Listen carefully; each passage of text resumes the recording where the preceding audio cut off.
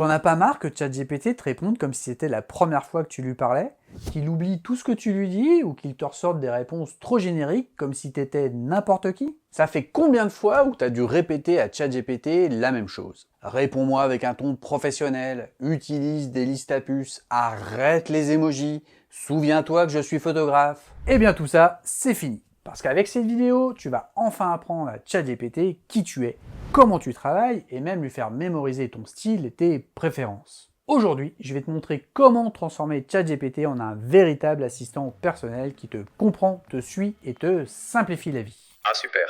Encore un qui va me piquer mon job d'assistant IA. Je t'avais dit de ne pas révéler nos secrets, Sam. T'inquiète René, toi t'as toujours ton charme et ta mauvaise foi. À la fin de cette vidéo, tu sauras exactement comment configurer ChatGPT pour qu'il parle comme toi, gérer sa mémoire sans mettre ta vie privée en jeu, et on verra les différences entre les versions gratuites et payantes. Tu vas devenir un expert de la personnalisation et de la mémoire de ChatGPT.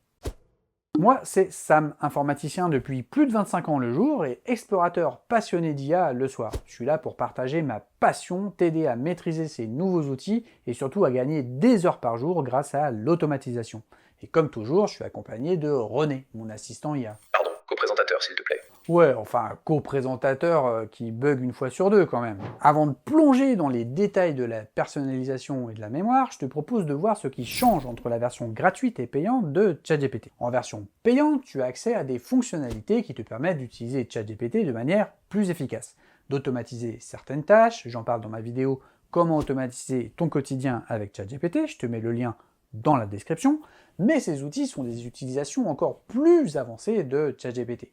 Alors, même sans ça, bonne nouvelle, tu peux personnaliser ChatGPT et gérer sa mémoire de la même manière que ce soit avec un compte gratuit ou payant. Voilà, ça c'est dit. La seule nuance, on y reviendra, concerne la confidentialité et la gestion de tes données personnelles. Un point que beaucoup négligent mais qui change tout selon ton type de compte. Le premier réflexe à avoir, c'est de compléter les instructions personnalisées. Et le gros avantage, c'est que c'est disponible pour tout le monde, même avec le compte gratuit. Pour faire ça, tu vas cliquer sur l'icône de ton compte en bas à gauche et tu vas aller dans personnalisation. Là, tu as différentes options et tu as notamment le pavé instructions personnalisées. Dans ce champ, ce que tu vas indiquer, c'est ce que tu veux que ChatGPT sache sur toi, c'est-à-dire le contexte dans lequel tu utilises ChatGPT et comment tu veux qu'il te réponde, notamment avec le ton et le style. Imagine que tu es un entrepreneur en e-commerce. Dans les instructions personnalisées, tu vas pouvoir lui dire par exemple que tu es gérant d'une boutique d'accessoires éco-responsables, que ton marché c'est le do-it-yourself, que tu es spécialisé en dropshipping éthique. Et pour le style, tu peux dire « Réponds toujours avec un ton optimiste et orienté solution, mes listes doivent être formatées en Markdown, avec des tirets simples, jamais d'emoji. » Le fait d'avoir ce cadre en amont te fait gagner des minutes à chaque nouveau chat, c'est le gain de temps le plus simple à activer. En gros, c'est le mode d'emploi de Sam, pour qu'il ne perde pas de temps à me faire des prompts de 15 lignes. C'est l'étape 0 du pro de l'IA. Mais attention, les instructions personnalisées sont statiques et générales. Tu ne dois y mettre que des informations publiques ou professionnelles sur ta personne. Pourquoi? Parce que c'est pas fait pour les faits qui évoluent et surtout parce que les informations que tu y mets sont potentiellement utilisées pour l'entraînement du modèle si tu n'as pas décoché la petite option. Pour les faits spécifiques et secrets, on va utiliser la mémoire. On le verra un peu plus tard, juste après avoir vu le ton. Si tu es sur ChatGPT Plus ou Pro, tu as accès à une fonction qui va bien au-delà des instructions personnalisées, c'est les personnalités prédéfinies. Donc là, pareil, pour y avoir accès, tu vas cliquer sur l'icône de ton profil et tu vas aller dans Personnalisation, et c'est un des premiers champs qui apparaît.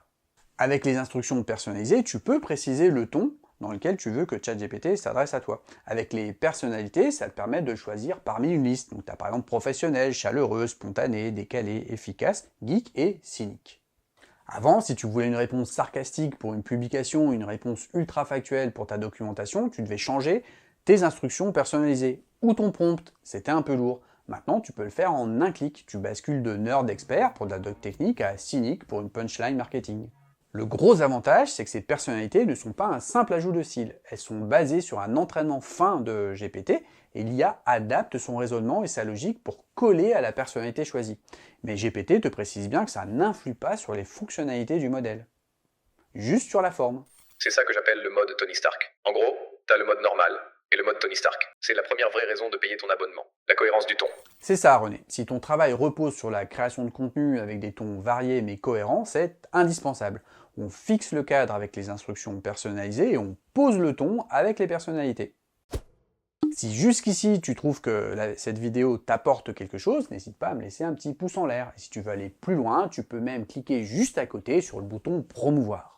Maintenant, attaquons le sujet le plus chaud, la mémoire. La mémoire, c'est la grande sœur des instructions personnalisées. La mémoire est dynamique et spécifique à tes conversations. Elle apprend de tes échanges. Comment ça marche? Tu vas dire par exemple dans une conversation, pour mes vidéos, mon outil de montage vidéo, c'est Adobe Premiere Pro. Souviens-t'en, la mémoire l'enregistre alors. 2 mois plus tard, si tu demandes comment exporter ce rush, l'IA te donnera les étapes spécifiques à Adobe Premiere sans que tu aies besoin de le repréciser. La mémoire se comporte différemment suivant que tu aies un compte gratuit ou un compte payant. Avec un compte gratuit, la mémoire est très limitée et volatile. Elle oublie la plupart des faits après quelques jours ou semaines. Elle retient que quelques informations très récentes. Avec un compte payant de type Plus, Business ou Pro, tu as accès au mode étendu. La mémoire devient persistante et contextuelle. Ça veut dire qu'elle est beaucoup plus profonde et elle tisse des liens entre tes différentes conversations. Ça devient une base de données personnelle qui s'enrichit avec le temps de manière automatique. Et ça, c'est un argument très fort en faveur de l'abonnement.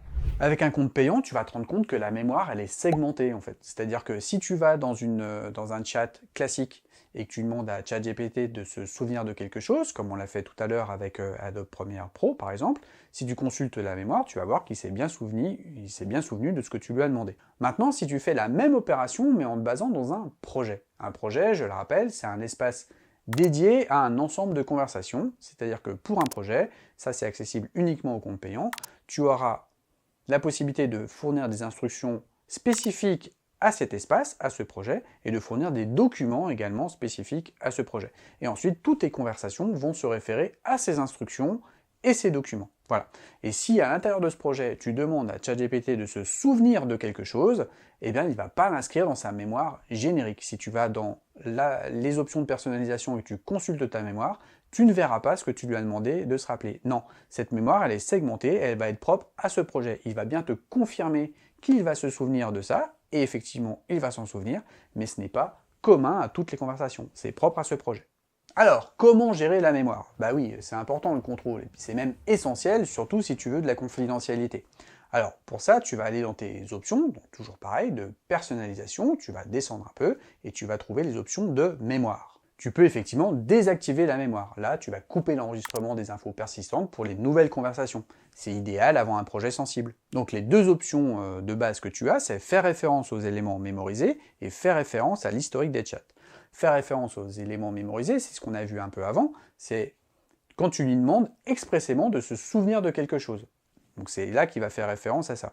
Et ensuite, tu as référence à l'historique des chats, donc là ça veut dire que tu autorises ChatGPT à se souvenir de choses qu'il va considérer comme importantes parce que tu l'as souvent évoqué par exemple, ou parce que tu as été insistant sur le sujet, et donc il va faire référence à cet historique pour essayer de te fournir des réponses plus appropriées. Tu peux également désactiver cette option. Mais tu peux aussi purger cette mémoire. Pour ça, tu vas aller dans Gérer, et donc là, tu vas voir tous les éléments actuellement mémorisés par ChatGPT. Donc tu peux aller sur chacun de ces éléments, cliquer sur les 3 petits points à droite, et cliquer sur Supprimer. Quand tu cliques sur les 3 petits points à côté de la recherche dans les éléments mémorisés, tu as accès à 2 options.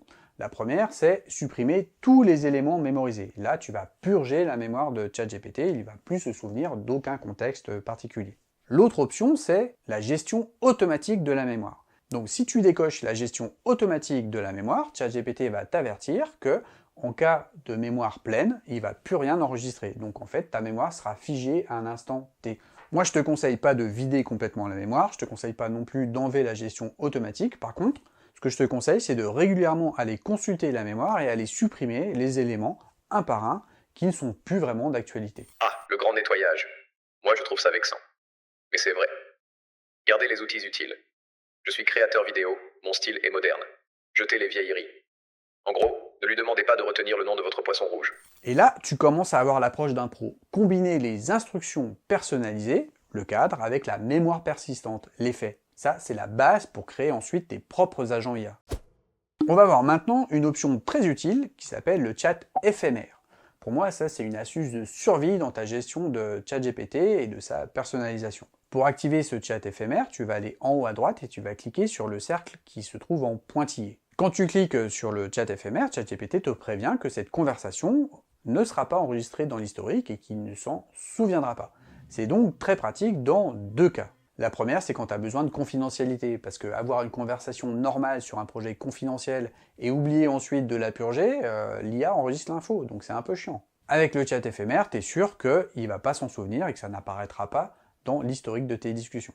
Donc ça n'apparaîtra pas dans l'historique, dans la barre latérale à gauche, et tu es sûr que ChatGPT ne va pas s'en souvenir. Et dernier point, la conversation n'est pas utilisée par OpenAI pour entraîner ces modèles, mais ça tu peux le paramétrer de manière définitive, une bonne fois pour toutes. Pour faire ça, tu cliques sur ton profil, tu vas dans Paramètres, puis tu vas dans Gestion des données. Et là, la première option, c'est Améliorer le modèle pour tous, que tu dois mettre à désactiver. Là, tu es sûr que les conversations que tu as avec ChatGPT ne servent pas à entraîner ces modèles.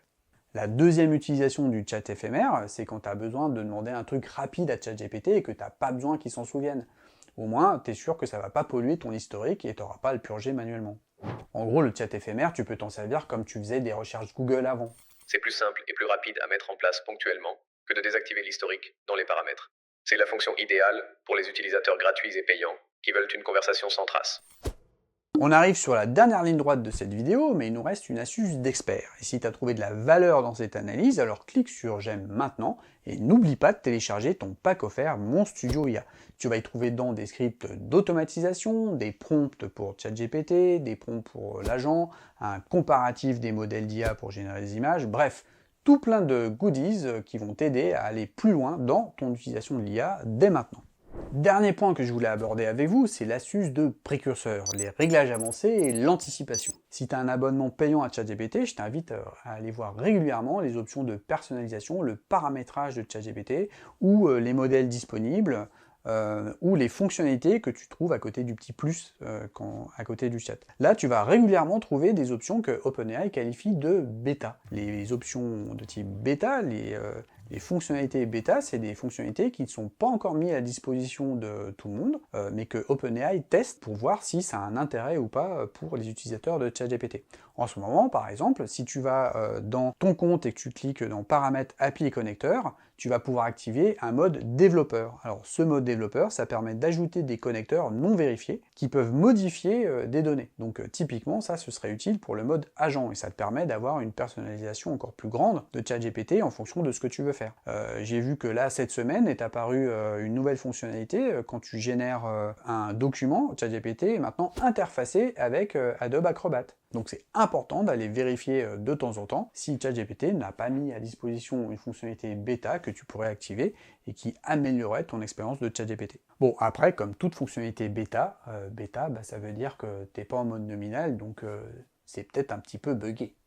Bref, mon astuce, c'est quand même d'aller régulièrement jeter un œil aux différentes sections de paramétrage de ChatGPT pour avoir un temps d'avance sur 90% des utilisateurs qui, eux, ne le font pas. Comme ça, tu es prêt à activer les nouveautés et à tester les modèles dès leur sortie avant qu'ils soient déployés massivement. Un utilisateur expert de l'IA, c'est un utilisateur qui anticipe. En gros, si vous voulez devenir l'expert du coin, allez traîner dans les coulisses de l'IA. C'est là que les choses sérieuses se préparent. C'est le pas de porte vers la création de vos propres GPT.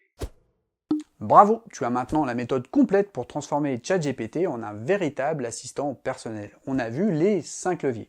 Tout d'abord, les instructions personnalisées qui définissent ton cadre, ton ton, ton contexte. Ensuite, les personnalités, ça c'est tes filtres de ton basés sur l'entraînement et c'est exclusivement réservé aux comptes payants. Ensuite, la mémoire, ça c'est ta base de données persistante d'effets spécifiques et pense à la garder propre.